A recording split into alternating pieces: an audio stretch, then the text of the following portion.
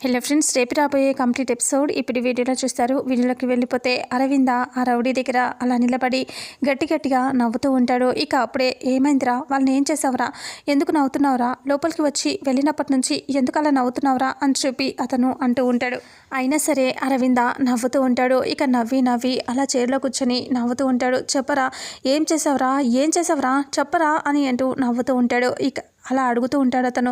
అరవింద మాత్రం నవ్వుతూనే ఉంటాడు. ఇక నవ్వుతూ ఉంటే భయపడుతూ అతను టెన్షన్ పడుతూ చెప్పరా, నిజం చెప్పరా అని అడుగుతూ ఉంటాడు. ఇక అప్పుడే అరవింద పైకి లేచి అలా నవ్వుతూ ఉంటే ఇక అతను కోపంగా చూస్తూ ఇంకా టెన్షన్ పడుతూ ఉండగా అప్పుడే అరవింద కాలర్ పట్టుకొని చెప్పాలా, ఏం జరిగిందో చెప్పాలా అని భయం వేస్తుందా, ఇప్పుడు నేనేం చేశాను, అసలు ఏం జరిగిందో అర్థం కాక భయం వేస్తుందా నీకు అని అంటూ గట్టిగా అరుస్తూ ఉంటాడు. అలా అరిచేసరికి ఇక అప్పుడే ఒక్కసారిగా అతను అలాగే చూస్తూ ఉండిపోతాడు. ఇక అరవింద ఇలా అంటూ ఉంటాడు, నేనేం చేశానో తెలుసా అని అంటూ ఇలా చెప్తాడు.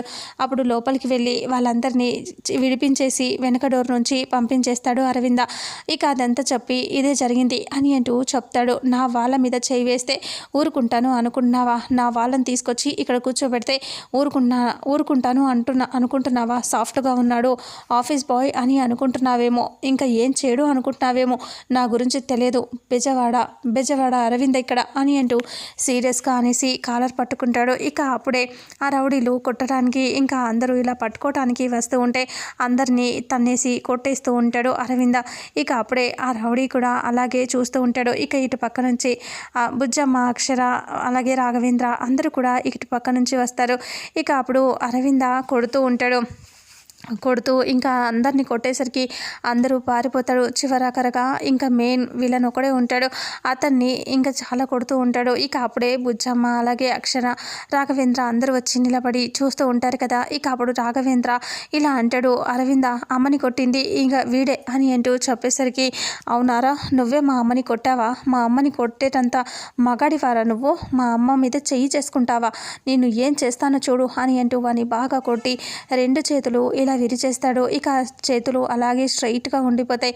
బాబు, నా చేతులు విడిపించు బాబు, నా చేతులు పోయేలా ఉన్నాయి అని అంటూ ఇలా అరుస్తూ ఉంటాడు. అయినా సరే వినకుండా ఇంకా అలా ఇలా సీరియస్గా చూస్తూ మా అమ్మ మీద చేయి చేసుకుంటే చేతులు నరికేస్తా, అంతేకాదు ఇప్పుడు నిన్ను ఊరికే వదిలిపెట్టను, నేను చంపేస్తా నేను అని అంటూ కత్తి తీసుకుంటాడు. తీసుకునేసరికి ఇక అప్పుడే అక్షర అంటుంది, ఇంకా వాణ్ణి చంపేయాలి కానీ ఇప్పుడు కాదు అని అంటూ ఉండగా, ఎందుకు అక్షర, విని ఆపుతావు, విని చంపేస్తా అని పీక మీదకి కత్తి తీసుకుపోయేసరికి, వద్దండి మీరు ఒక క్షణం ఆగండి, ఆల్రెడీ వాళ్ళని చంపే వాళ్ళని తీసుకొస్తున్నాను నేను అని అక్షర చెప్పగానే సరే అని చెప్పి అరవింద అలా చూస్తూ ఉంటాడు.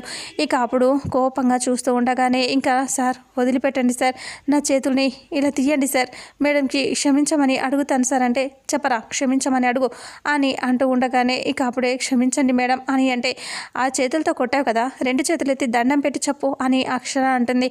అలా అనేసరికి, ఎలా మేడం, ఎలా చెప్పాలి అని అంటూ అతను ఏడుస్తూ ఉంటే అప్పుడే అరవింద, ఎందుకురా మరి చేయి చేసుకున్నావు, ఎందుకురా అని అంటూ మళ్ళీ కొడుతూ ఉంటాడు. అప్పుడే పోలీసులు వస్తారు. పోలీసులు రావడంతో, రండి ఎస్ఐ గారు రండి, వీడు కాంట్రాక్ట్స్ అని ఇంకా అవని సంతకాలు కావాలని అందరినీ ఇబ్బంది పెడుతున్నాడు, ఒకసారి చూడండి, వీడు అంతు తేల్చండి అని అంటూ అక్షర అంటుంది. సరే మేడం అని చెప్తే, ఇంకొకసారి ఇలాంటివి జోలికి కూడా రాకూడదు, కనీసం ఏ పేరు వినాలన్నా వాడు భయపడాలి అని అరవింద అంటే, సరే అని అంటూ అలా తీసుకెళ్ళిపోతూ ఉంటే, మేడం వదిలిపెట్టండి అని అంటూ ఉంటే, ఆ మేడం అనే పేరు వినటానికి కూడా కనీసం భయపడాలిరా నువ్వు, పద అని చెప్పి అతన్ని అక్కడి నుంచి తీసుకొని వెళ్ళిపోతారు.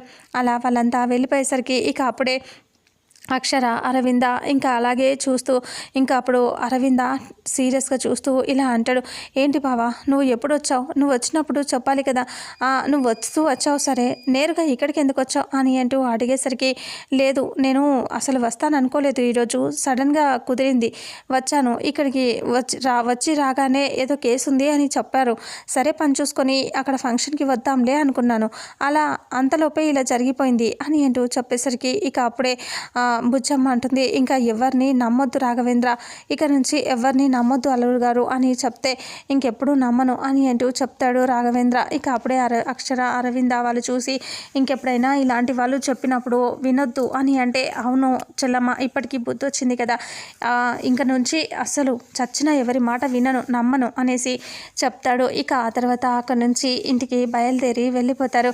ఇక అప్పుడే రాజ్యం అలా కూర్చొని బెడ్ మీద ఆడుకుంటా పాప దగ్గరికి వచ్చేసి ఇలా చూస్తూ నవ్వుకుంటూ, ఒరే మనవడా, ఈ 100 కోట్ల ఆస్తికి నువ్వే నా వారసుడివి అని అంటూ అలా చూస్తూ, ఇదిగో నీకోసం బంగారు మొలతాడు తీసుకొచ్చా అని అంటూ ఇంకా అలా రాజ్యం మాట్లాడుతూ ఉంటుంది. అప్పటికే వచ్చిన బేబమ్మ అక్కడ ఉన్న వాళ్ళందరి నగల్ని చూస్తూ ఉంటుంది. చూసి బాగానే వేసుకొచ్చారు, కానీ అవి ఒరిజినలా గిల్టీయో అర్థం కావట్లేదు అని అనుకుంటూ ఇలా వచ్చేసరికి రాజ్యం ఆ బంగారు మొలతాడు తీసుకొచ్చానని పాపతో చెప్తూ ఉంటే ఇంకా బేబమ్మ బయట నుంచి వింటూ అలా చూస్తూ ఉంటుంది. ఇక ఈ మొలతాడు నీకు వేసేస్తానరా అని అంటూ మొలతాడు వేసేసి ఇంకా రాజ్యం అక్కడి నుంచి అపర్ణ అని అంటూ అక్కడి నుంచి వెళ్ళిపోతుంది. ఇక అప్పుడే ఆ బంగారు గొలుసుని పాప నడుముకి వేసేసరికి అది చూసి ఒక్కసారిగా చాలా కోపం, బేబమ్మ చాలా టెన్షన్ పడుతూ అక్కడి నుంచి పాప దగ్గరికి వెళ్ళిపోతుంది. ఇంకా ఇది దీని మెడలో దీని నడుముకి ఉన్నది మొత్తం నేనే తీసుకుంటా అని అనుకుని ఇంకా ఆ బంగారు గొలుసు తీసుకొని అక్కడి నుంచి పరిగెత్తుకొని ఇంకా బేబమ్మ దాచిపెట్టుకొని వెళ్ళిపోతుంది. ఇక ఆ తర్వాత అందరూ కూడా వచ్చేసి ఉంటారు. ఇక అప్పుడు అక్షర వాళ్ళు రాలేదు కదా అని చెప్పి అశ్విన్ బయట ఎదురు చూస్తూ ఉంటాడు. మిగతా వీళ్ళందరూ కూడా అక్కడ ఉయ్యాలలో వేయటం కోసం అంతా రెడీగా ఉంటారు. అప్పుడు రాజ్యం, ఏంటి అశ్విన్ ఇంకా ఎంతసేపు వస్తావు అని అడుగుతూ ఉంటే, వస్తున్నానమ్మా, ఇదిగో అరవింద వాళ్ళు వచ్చేస్తున్నారంట, వస్తున్నాను అని అంటూ ఉంటే, ఇంకా అబ్బా ఎంతసేపు చూడాలి నీకోసం, వాళ్ళు వస్తారులే నువ్వురా అని చెప్పి అంటూ ఉండగానే అక్షర అరవింద వాళ్ళంతా వచ్చేస్తారు. రండి రండి, మీరు వెళ్ళిన పని ఇంకేం ప్రాబ్లం కాలేదు కదా అని అంటే, ఏమీ లేదు, వాళ్ళని 4 తన్ని తీసుకొచ్చాను అని అంటూ చెప్తూ ఉండగానే ఇక అప్పుడే ఇంకేమైనా ప్రాబ్లం అయిందా అంటే, వాళ్ళని 4 తన్ని తీసుకెళ్ళి వచ్చేసాము అని చెప్పగానే, అవునా అని అంటూ ఇంకా సరే ఇంట్లో ఎవరికి చెప్పలేదు కదా అశ్విన్ నువ్వు అని అంటే, ఎవరికి చెప్పలేదు, రండి రండి మన కోసమే ఎదురు చూస్తున్నారు అనేసి అశ్విన్ వాళ్ళని తీసుకొని లోపలికి వెళ్ళిపోతాడు. తను అలా వెళ్ళిపోయేసరికి ఇక అందరూ కూడా అలా చూస్తూ ఉంటారు. ఇక అప్పుడే పిల్లల్ని తీసుకురండి అని చెప్పగానే సరే అని పిల్లల్ని తీసుకొని వస్తూ ఉంటారు. ఇక ఇక్కడేమో శృతి డాక్టర్ని తీసుకొని కారులో వస్తూ ఉంటుంది.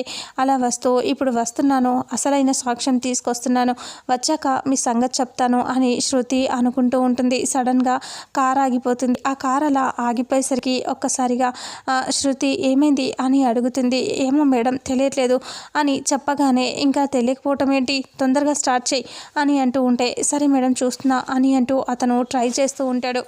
అలా అతను ట్రై చేస్తూ ఇంకా అలా స్టార్ట్ చేయలేకపోతూ ఉంటాడు. శృతి, ఈ టైంలో ఇలా చేసావేంటి అని కోప్పడుతూ తొందరగా స్టార్ట్ చేయి అని అంటూ ఉంటుంది.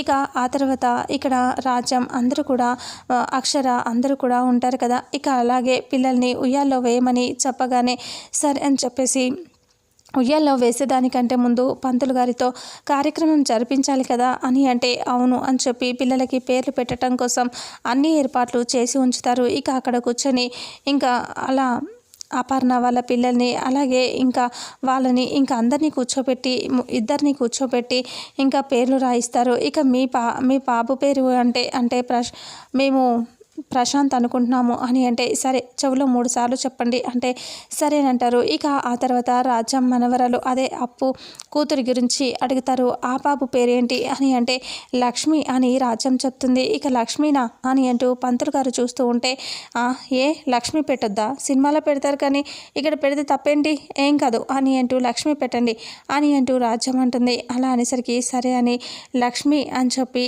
3 సార్లు పిలవమని చెప్తే అశ్విన్ చెవిలో 3 సార్లు లక్ష్మి లక్ష్మి అని పిలుస్తాడు. అలా పిలవటం ఇదంతా జరిగిపోతూ ఉంటుంది. ఇక ఈ ప్రోగ్రాం అయిపోయిన తర్వాత పిల్లల్ని ఉయ్యాల్లో వేయమని చెప్తే బుజ్జమ్మ అక్షర అందరూ కలిసి పిల్లల్ని ఉయ్యాల్లో వేస్తారు. అలా వేసి చాలా సంతోషపడుతూ అలా అందరూ కూడా అక్షంతలు వేసి ఆశీర్వదిస్తూ ఉంటారు.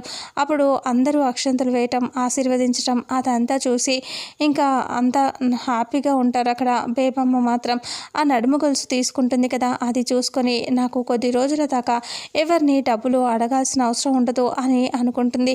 అప్పుడు బేబమ్మ రాఘవేంద్రని కూడా నువ్వు రానని చెప్పావు కదరా, ఎందుకు వచ్చావని అడిగితే చిన్న పనుండి వచ్చాను, అలాగే ఇలా వచ్చానని చెప్తాడు కదా.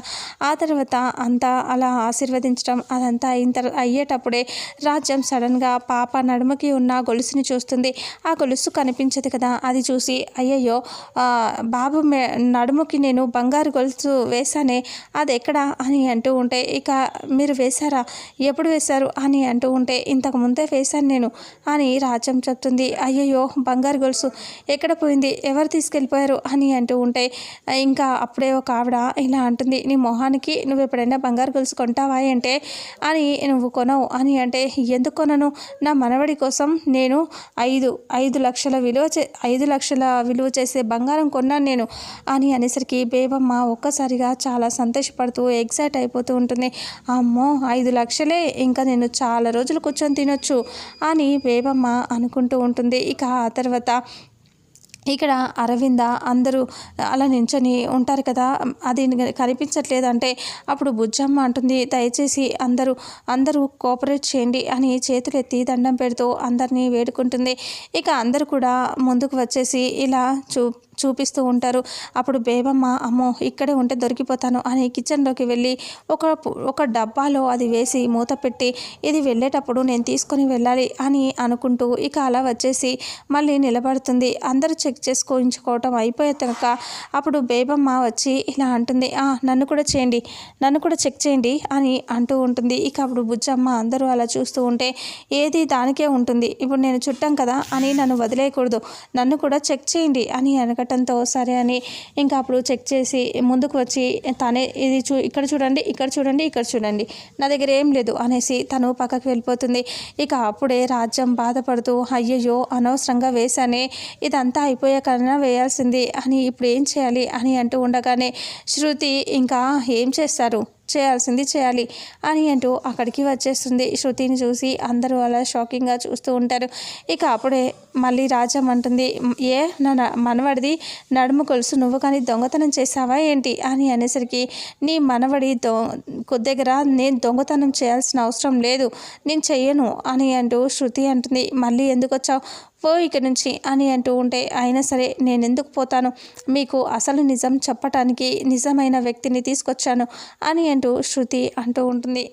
అబ్బా ఏంటి నీ గొడవ, ఎప్పుడు నువ్వు ఇలాగే చేస్తావేంటి, వెళ్ళిపో ఇక నుంచి అని అంటూ ఇంకా రాజ్యం అంటుంది. అలా అనేసరికి మీకు అసలు నిజం చెప్తామని వస్తే మీరు వినరేంటి అని అంటూ ఉంటే, ఇక అప్పుడు అరవింద అంటాడు, తన్నులు తిని కానీ ఇక నుంచి పో అని చెప్పి అరవింద అంటాడు. అలా అనేసరికి లేదు నేను వెళ్ళను, మీరు ఏమన్నా సరే నేను వెళ్ళను అని అంటూ ఉంటే, రాజ్యం అంటుంది, ప్రతిసారి ఎందుకు అలా చేస్తావు అని అంటే, నేను ఇన్నిసార్లు అబద్ధం చెప్తూ ఉంటే దాన్ని నిజం అని నిరూపించాలని చెప్పి నా ప్రయత్నాలు నేను ఆపట్లేదు, ఇప్పుడు అసలైన పర్సన్ని తీసుకొచ్చాను, అసలు నిజం చెప్పేవాళ్ళని అని అంటే, ఎవరాలు అని అంటూ రాజ్యం అంటుంది. దీని మాటలు నమ్ముతారా మీరు, నమ్మొద్దత్తయ్య అని అరవింద అక్షర అందరూ అంటూనే ఉంటారు. అలా అంటూ ఉంటే వాళ్ళంతా ఆపొద్దు, ఎందుకు నమ్ముతావు ఆపు అని చెప్తున్నారు, కానీ మీరు వాళ్ళ మాట ఎందుకు వింటారు, ఎందుకు ఆపమంటున్నారో అర్థం కావట్లేదా అని శృతి అంటుంది. అలా అనేసరికి మీరెవరు ఆపమని చెప్పకండి అని అంటూ ఇంకా రాజ్యం అంటుంది. ఇక అప్పుడే మీ 100 కోట్ల వారసుడు వీడు అనుకుంటారు, కానీ ఆడపిల్లది అని శృతి చెప్తుంది. అయినా నేను చెప్తే నమ్మవులే, చెప్పేవాళ్ళు చెప్తే నమ్ముతావు అని అంటూ డాక్టర్ని పిలుస్తుంది. పిలిచేసరికి డాక్టర్ని చూస్తూ ఉంటే, ఇప్పుడు ఈవిడెవరో మీకు తెలుసు కదా అని అంటే, అవును అపర్ణకి డెలివరీ చేసినామే అని చెప్పి రాజ్యం అంటుంది. ఆ డాక్టరే అని అంటూ చెప్పి ఇంకా అలా చూస్తూ ఉంటే, మరి డాక్టర్ని ఎందుకు తీసుకొచ్చినట్టు అంటే, డాక్టర్ని తీసుకురావటానికి కారణం ఇదే అని అంటూ ఇంకా తను నిజం చెప్తుందని అని అంటే, చెప్పండి డాక్టర్ నిజం చెప్పండి అని రాజ్యం అంటే, ఇంకా ఆ అమ్మాయికి మగపిల్లాడు పుట్టాడు అన్నది ఎంత నిజమో అపర్ణకి ఆడపిల్ల పుట్టిందన్నది కూడా అంతే నిజం అని అనేసరికి ఒక్కసారిగా అంతా షాక్ అయిపోతారు. ఏంటి ఆడపిల్ల పుట్టిందా, నేను చూశాను అని రాజ్యం అంటే, అయితే ఇప్పుడు మళ్ళీ చూడండి తప్పేముంది అని డాక్టర్ అంటుంది.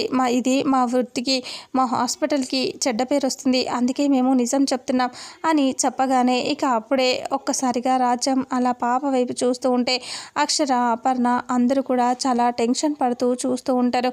ఇక ఇంతటితో రేపు రాబోయే ఎపిసోడ్ ఎండ్ అవుతుంది. మరుసటి ఎపిసోడ్లో ఏం జరుగుతుందో తెలుసుకుందాం.